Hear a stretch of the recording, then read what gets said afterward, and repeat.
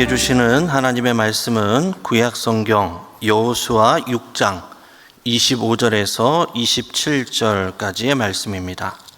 여호수아가 기생 라합과 그의 아버지의 가족과 그에게 속한 모든 것을 살렸으므로 그가 오늘까지 이스라엘 중에 거주하였으니 이는 여호수아가 여리고를 정탐하려고 보낸 사자들을 숨겼음이었더라. 여호수아가 그의 생각하게 되되 일어나서 이 여리고 성을 건축하는 자는 여호와께서 저주를 받을 것이라. 그 기초를 쌓을 때 그의 마차를 이룰 것이고 그 문을 세울 때 그의 막내 아들을 이리라. 함께 보겠습니다. 여호와께서 여호수아와 함께 하시니 여호수아의 소문이 그 온 땅에 퍼지니라. 아멘. 오늘은 여호수아 4장에서 6장까지의 말씀을 통독하면서 여호수아와 함께 하시니라는 제목으로 함께 은혜를 나누겠습니다. 모세의 뒤를 이어서 여호수아가 이스라엘 백성들의 새로운 지도자가 됩니다. 모세는 그야말로 살아있는 전설과 같은 위대한 선지자였습니다. 그는 하나님과 대면하였고 10가지 놀라운 이적을 통해 출애굽을 시킨 구약을 대표하는 선지자, 그가 바로 모세였습니다. 그런 모세의 뒤를 이어서 여호수아가 이스라엘 백성들을 이끌 것을 생각하니 이 여호수아의 부담감이 매우 컸을 것입니다. 모세가 이스라엘 백성들을 인도할 때도 이스라엘 백성들의 불평과 원망은 끊이지가 않았습니다. 심지어 그 위대했던 선지자 모세까지도 죽이려고 했었습니다. 그런 이스라엘 백성들을 이끌어야 하는 이 여호수아의 마음, 그 마음이 어떻겠습니까? 심히 불안하고 두려웠을 것입니다. 그런 불안과 두려움에 떨고 있는 여호수아에게 하나님께서는 제일 먼저 강하고 담대하라라고 말씀하십니다. 그리고 모세와 함께 했던 것 같이 너와도 함께 하겠다라고 격려하시고 응원해 주십니다. 때로는 힘과 능력이 있는 사람이 지도자가 되기도 하지만 때로는 그 자리가 사람을 유능하게 능력 있게 만들어 가기도 합니다. 어찌되었건 하나님은 이 여호수아가 그에게 주어진 그 지도자로서의 사명을 끝까지 잘 감당할 수 있도록 관심과 지원을 끊이지 않고 모든 상황과 환경을 이끌어 주시고 능력을 베풀어 주십니다. 중요한 것은 우리의 능력이 아니라 하나님이 나와 우리와 함께 하시느냐, 그것이 중요한 것이죠. 우리가 주의 일을 감당할 만한 상황이 되든지 안 되든지, 우리에게 뛰어난 능력이 있든지 없든지, 하나님께서는 우리의 능력이 아니라 하나님이 함께 하시면 연약하고 부족한 우리를 통하여서 하나님의 놀라운 일들을 행하여 가실 줄 믿습니다. 하나님께서는 우리에게 날마다 함께 하여 주시고 감당할 만한 능력을 주시는 분이십니다. 고린도전서 10장 13절에 이렇게 말씀합니다. 사람이 감당할 시험 밖에는 너희가 당한 것이 없나니 오직 하나님은 미쁘사 너희가 감당하지 못할 시험 당함을 허락하지 아니하시고 시험 당할 즈음에 또한 피할 길을 내사 너희로 능히 감당하게 하시느니라. 우리에게 모든 시험과 모든 어려움들을 우리 하나님께서 능히 감당할 수 있도록 인도해 주신다라고 말씀합니다. 감당할 수 없으면 피할 길을 내어 주신다라고 약속하십니다. 여호수아와 함께 하신 그 하나님의 은혜로 드디어 이스라엘 백성들은 요단강을 건너게 됩니다. 그러면 오늘 여호수아 4장 말씀을 함께 통독하면서 하나님께서 어떻게 여호수아와 함께 하시고 이스라엘 백성들을 인도하시는지 우리 함께 살펴보도록 하겠습니다. 우리 여호수아 4장의 말씀을 한 절씩 교독하시겠습니다. 그 모든 백성이 요단을 건너가기를 마침에 여호와께서 여호수아에게 말씀하여 이르시되 백성이 각기 서로에 한 사람씩 12사람을 택하고 그들에게 명령하여 이르기를 요단 가운데 제사장들의 발이 굳게 선 그곳에서 돌 12를 택하여 그것을 가져다가 오늘 밤 너희가 유숙할 그곳에 두게 하라 하시니라. 여호수아가 이스라엘 자손 중에서 각 지파에 한 사람씩 준비한 그 12사람을 불러 그들에게 이르되 요단 가운데로 들어가 너희 하나님 여호와의 궤 앞으로 가서 이스라엘 자손들의 지파 수대로 각기 돌 한 개씩 가져다가 어깨에 매라.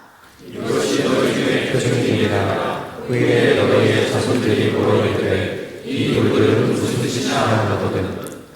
그들에게 이르기를 요단물이 여호와의 언약궤 앞에서 끊어졌나니 곧 언약궤가 요단을 건널 때에 요단물이 끊어졌으므로 이 돌들이 이스라엘 자손에게 영원히 기념이 되리라 하라 하니라.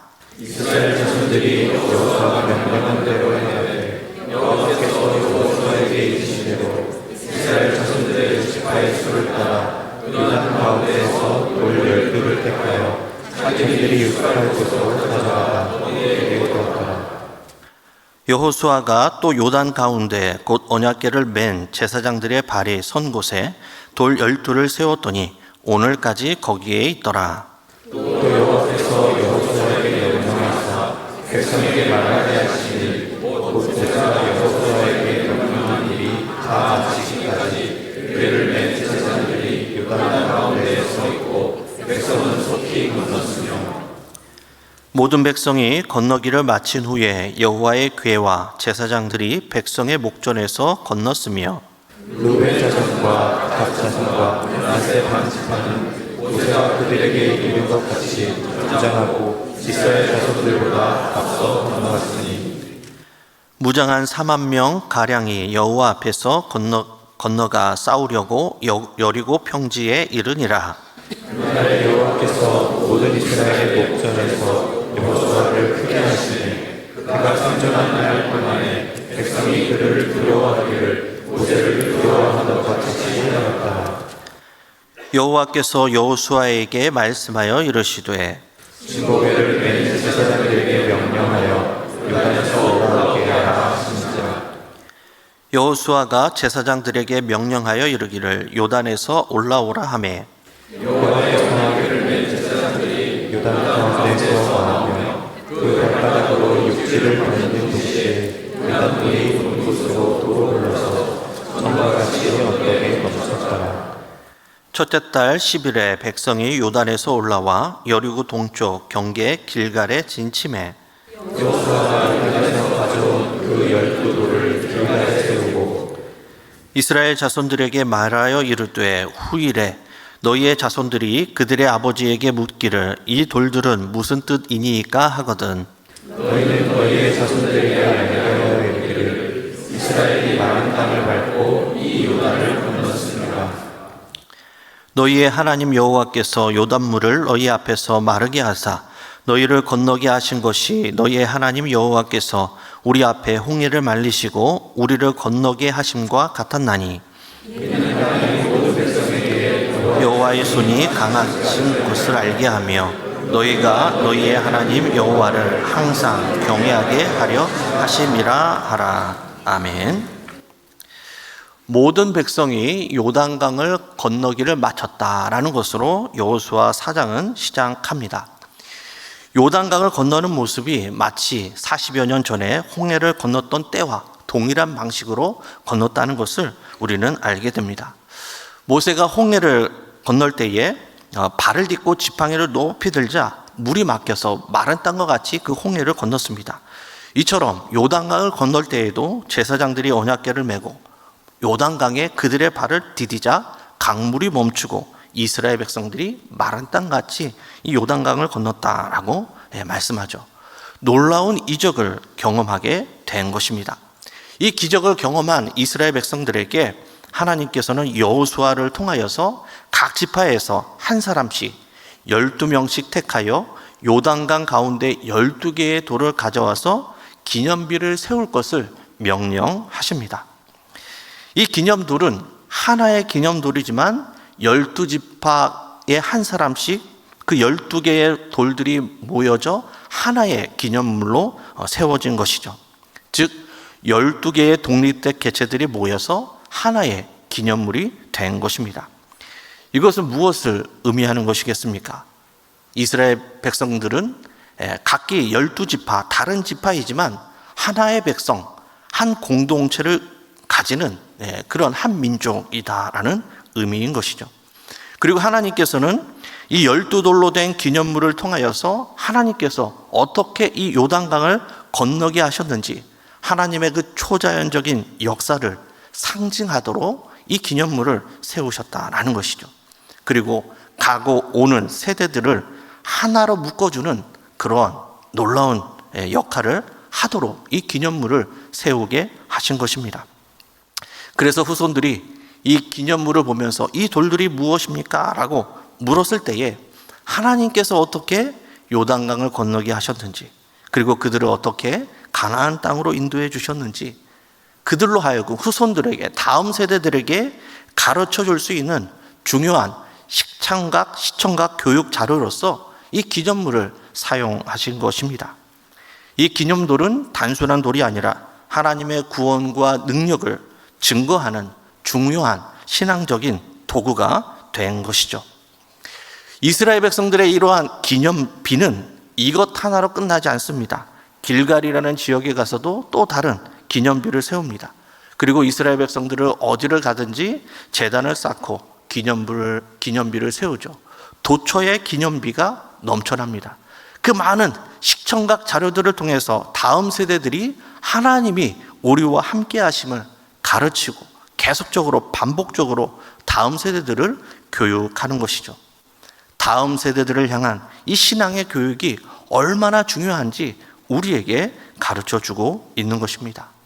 다음 세대들이 바로 우리의 미래이고 소망이기 때문에 매우 중요함을 우리에게 말씀하고 있는 것이죠. 탈무드에 보면 이런 내용이 있습니다. 어리석은 사람은 자녀에게 재산을 남기고, 양식이 있는 사람은 지식을 남기고, 지혜 있는 사람은 신앙을 남긴다라고 하는 그런 말이 있습니다.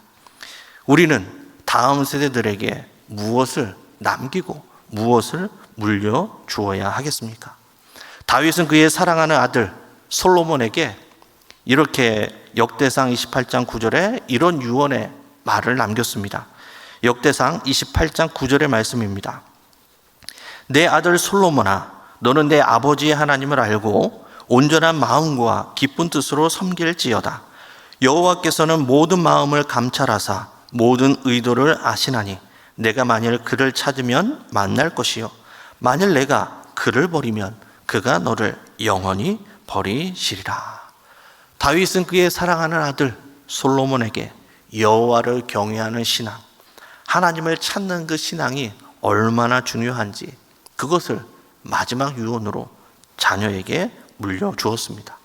우리 또한 다음 세대들에게, 우리의 믿음의 자녀들에게 가장 중요한 믿음의 유산을 이어주고 물려줄 수 있는 우리 모든 믿음의 성도님들이 다 되시기를 바랍니다. 이제 여호수아 5장을 우리 함께 교독하시겠습니다. 여호수아 5장입니다. 요단 서쪽에 아모리 사람의 모든 왕들과 해변의 가나안 사람의 모든 왕들이 여호와께서 요단물을 이스라엘 자손들 앞에서 말리시고 우리를 건너게 하셨음을 듣고 마음이 녹았고 이스라엘 자손들 때문에 정신을 잃었더라. 그때 여호와께서 여호수아에게 이르시되 너는 부싯돌로 칼을 만들어 이스라엘 자손들에게 다시 할례를 하라 하시니 여호수아가 부싯돌로 칼을 만들어 할례산에서 이스라엘 자손들에게 할례를 행하니라. 여호수아가 할례를 시행하였다는 것이니 그곳에서 나온 모든 백성 중 남자 곧 모든 군사는 그곳에서 나온 광야길에서 죽었는데 그 나온 백성은 다 할례를 받았으나 다만 애굽에서 나온 후 광야길에서 난 자는 할례를 받지 못하였음이라. 이스라엘 자손들이 여호와의 백성을 청종하지 아니하고 여호와께서 그들에게 대하여 맹세하사 그들의 조상들에게 맹세하여 우리에게 주리라고 하셨다. 곧 젖과 꿀이 흐르는 땅을 그들이 보지 못하게 하리라 하시니 애굽에서 나온 족속 곧 군사들이 다 멸절하기까지 40년 동안을 광야에서 황폐하였더니 그들의 대를 잇게 하신 이 자손에게 여호수아가 할례를 행하였으니 길에서는 그들에게 할례를 행하지 못하였으므로 할례 없는 자가 되었음이었더라.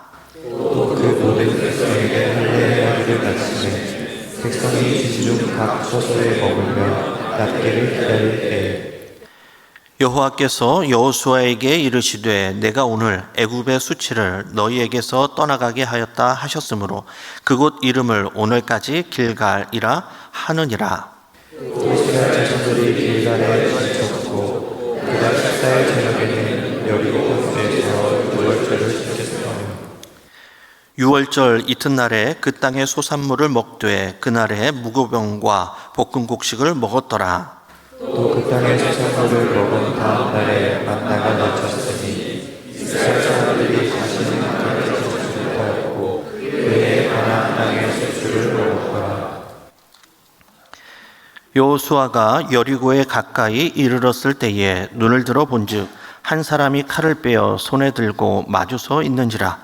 여호수아가 나아가서 그에게 묻되 너는 우리를 위하느냐 우리의 적들을 위하느냐 하니 그가 이르되 아니라 나는 여호와의 군대 대장으로 지금 왔느니라 하는지라. 여호수아가 얼굴을 땅에 대고 부르짖어 그에게 이르되 예수여 우리에게 무슨 말씀을 하시나이까. 함께 읽겠습니다. 여호와의 군대 대장이 여호수아에게 이르되 내 발에서 신을 벗으라 내가 선 곳은 거룩하니라 하니 여호수아가 그대로 행하니라. 아멘. 이스라엘 백성들이 요단강을 건너고 이제 본격적인 진군에 앞서 그들이 준비해야 할 것이 한 가지 있었습니다. 그것은 바로 할례였습니다. 할례가 무엇입니까? 할례는 하나님이 믿음의 조상 아브라함과 맺은 언약의 징표입니다.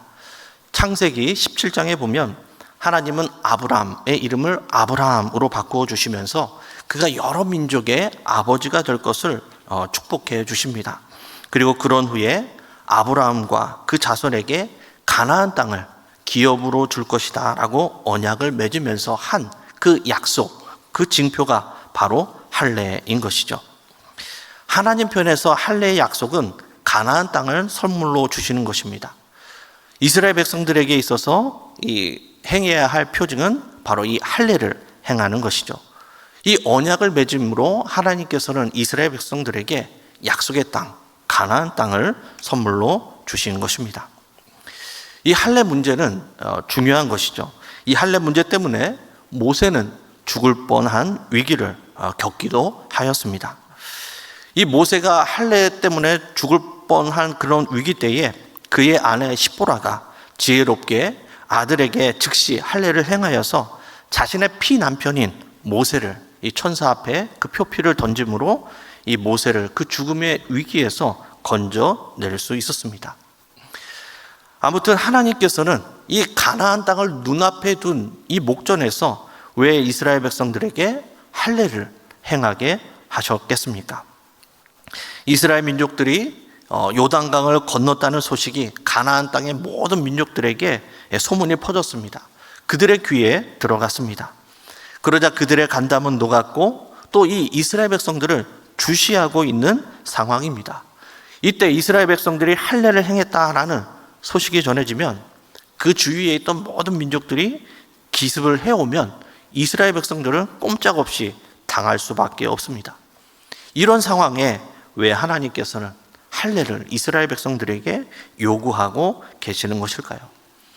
우리는 이 예식을 단순히 하나의 예식으로만 보아서는 안 됩니다. 그 예식 안에 담겨 있는 밑바탕에 흐르는 정신과 교훈을 우리는 바로 정확히 보아야 합니다. 하나님께서는 이 할례 예식을 통하여서 이스라엘 백성들이 하나님의 구별된 백성이라는 사실과 또 이 모든 상황을 통해서 하나님만을 온전히 신뢰하도록 이스라엘 백성들을 인도하시는 것이죠.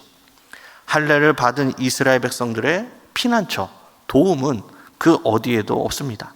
적들이 쳐들어오면 그냥 당할 수밖에 없는 거죠.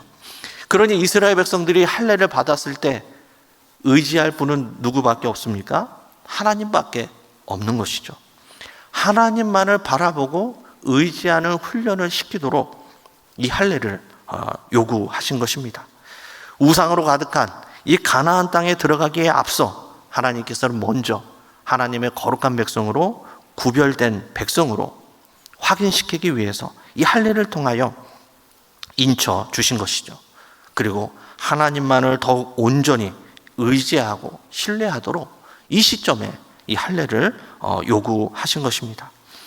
우리도 교회 안에 여러 가지 거룩한 예전이 있습니다.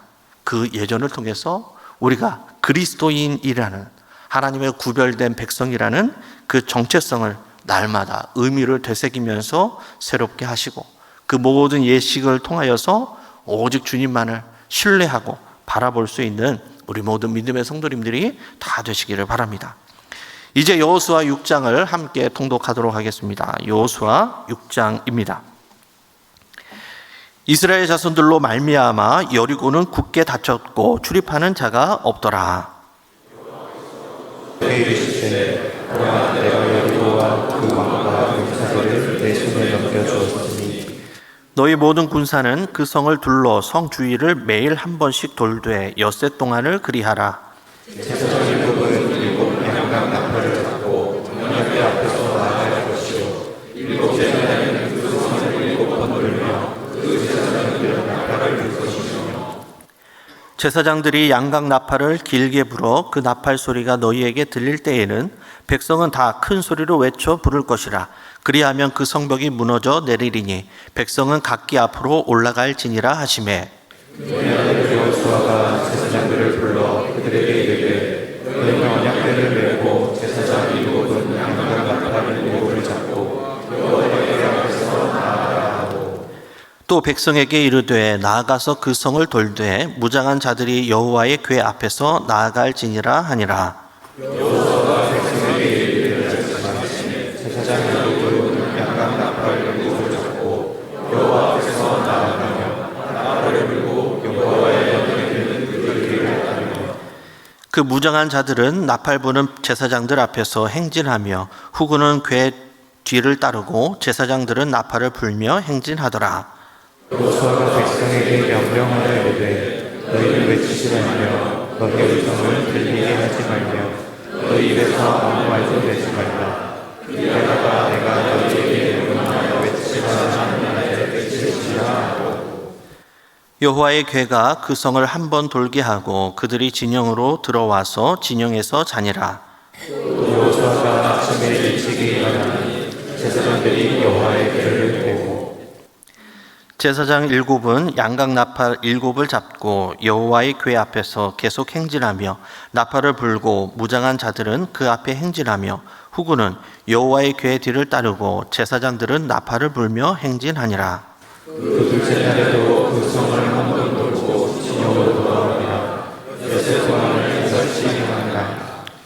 일곱째 날 새벽에 그들이 일찍이 일어나서 전과 같은 방식으로 그 성을 7번 도니 그 성을 7번 돌기는 그날뿐이었더라. 일곱 번째 제사장들이 나팔을 불 때 여호수아가 백성에게 이르되 외치라 여호와께서 너희에게 이 성을 주셨느니라. 이 성과 그 가운데에 있는 모든 것은 여호와께 온전히 바치되 기생 라합과 그 집에 동거하는 자는 모두 살려주라. 이는 우리가 보낸 사자들을 그가 숨겨 주었음이니라.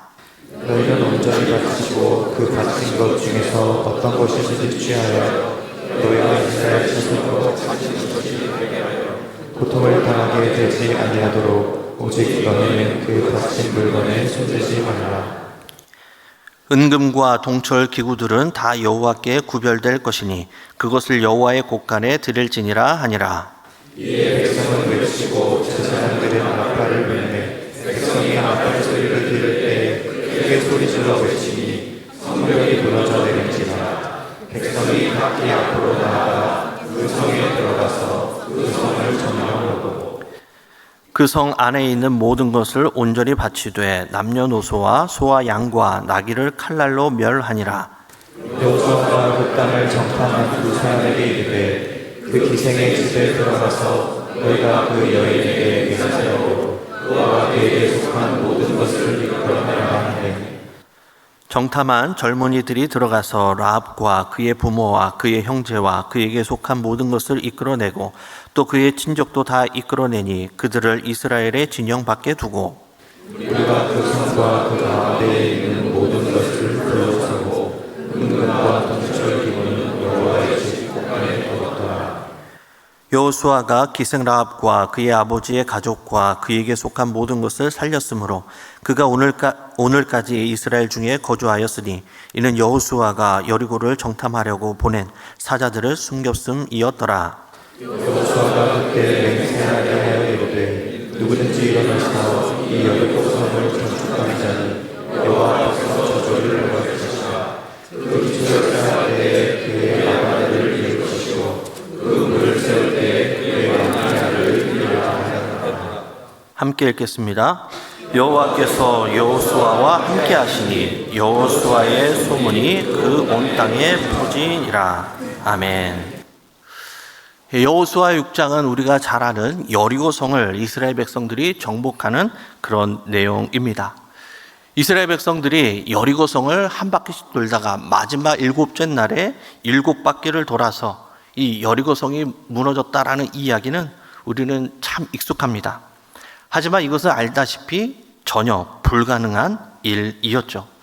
이 이야기의 초점은 이스라엘 백성들이 7바퀴 돈 그 행동이 아니라 하나님께서 그들을 어떻게 인도하시고 이끌었는가, 초점을 하나님께 맞춰야 하는 것이죠.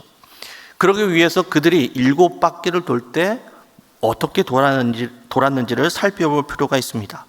그들이 행군할 때 그들이 동원한 2가지의 도구가 있습니다. 그것은 바로 법궤와 나팔입니다. 법궤는 무엇입니까? 법궤는 하나님의 임재 자체를 상징하는 것이죠. 그래서 이스라엘 백성들이 법궤를 메고 돌 때마다 이 법궤가 앞에 있으면 하나님의 앞에 가는 것으로 생각했고, 이 법궤가 뒤에 있으면 하나님의 뒤에서 함께 계신다라고 그렇게 생각하였습니다. 이 법궤는 하나님의 함께 하심, 하나님의 임재 그 자체인 것이죠. 그리고 나팔은 무엇을 의미합니까? 이 나팔은 하나님의 말씀, 행동 계시를 의미하죠. 우리 주님께서 천사장의 나팔 소리와 함께 마지막 재림의 날에 재림주로 이 땅에 다시 오실 것임을 말씀하셨습니다. 그리고 이사야서 58장 1절에 보면 선지자들이 하나님의 말씀을 전할 때에 그 말씀이 나팔같이 들려온다라고 말씀하십니다. 이 나팔이 울려 퍼질 때에 하나님의 말씀이 들려오고 하나님의 역사가 이루어지기 시작한다, 행동 계시가 된다라는 그런 의미인 것이죠. 하나님은 이 법궤와 나팔을 통해서 이스라엘 백성들이 하나님께 초점을 맞추기를 원하신 것이죠. 이 모든 상황이 아니라, 불가능한 일, 그 환경과 상황이 아니라 하나님께 집중하고 초점을 맞추기를 원하셨던 것입니다.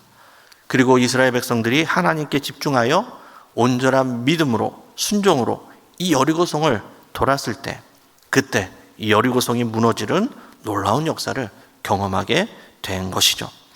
히브리서 11장 30절에 이렇게 말씀합니다. 믿음으로 7일 동안 여리고를 도니 성이 무너졌으며. 이스라엘 백성들의 한 행동 때문이 아니라 그들의 믿음, 그들의 순종으로 말미암아 이 여리고성이 무너졌음을 말씀하고 있는 것이죠. 우리의 믿음을 시험하시는 그 주님 앞에 우리도 이 이스라엘 백성들처럼 온전한 믿음과 순종으로 끝까지 순종하며 나아갈 수 있는 믿음의 성도님들이 다 될 수 있기를 바랍니다. 그리하여 우리의 앞을 가로막고 있는 모든 여리고성과 같은 그 모든 장애물들이 무너지는 놀라운 이적을 경험할 수 있는 모든 성도님들이 다 되시기를 바랍니다. 말씀을 정리하겠습니다. 모세와 함께 하신 하나님은 두려움과 불안에 떨고 있는 여호수아를 강하고 담대하게 하십니다. 그리고 그에게 주어진 사명을 끝까지 잘 감당할 수 있도록 용기와 능력을 주십니다. 그리고 요단강을 건너도록 가나안 땅에 이르도록 끝까지 모세와 함께 했던 것처럼 여호수아와도 끝까지 함께 하십니다. 그리고 요단강을 건널 때에 12개의 기념비를 통해서 다음 세대들에게 이 믿음의 행진을 계속해서 끊어지지 않고 계속해서 나아갈 것을 명령하십니다. 그리고 이스라엘 백성들이 거룩한 하나님의 선민으로서 온전한 정체성을 가지고 온전한 신뢰를 가지고 하나님 앞에 할례를 통하여 더 가까이 나아갈 것을 요구하십니다. 우리도 우리에게 주어진 이 믿음의 행진을 온전한 믿음과 순종을 가지고 끝까지 나아가서 우리 앞에 요단강이 갈라지고 여리고성이 무너지는 놀라운 하나님의 이적, 하나님의 함께 하심을 경험하면서 살아가는 우리 모든 믿음의 성도님들이 다 되시기를 주님의 이름으로 간절히 축원합니다. 기도하시겠습니다. 은혜로우신 아버지 하나님, 우리를 거룩한 하나님의 백성으로 택하여 주시고 주의 일을 감당하는 동역자로 불러주시니 감사를 드립니다. 거룩한 하나님의 백성이라는 분명한 정체성을 가지고 또 우리의 다음 세대들에게 믿음의 유산을 물려주고 이어갈 수 있도록 인도하여 주시옵소서. 그리하여서 요단강이 갈라지고 여리고성이 무너지는 하나님의 놀라운 이적을 경험하면서 온전한 믿음과 순종으로 나아가는 우리 모든 믿음의 성도들이 되도록 함께하여 주시옵소서. 감사를 드리며 예수님의 이름으로 기도드리옵나이다. 아멘.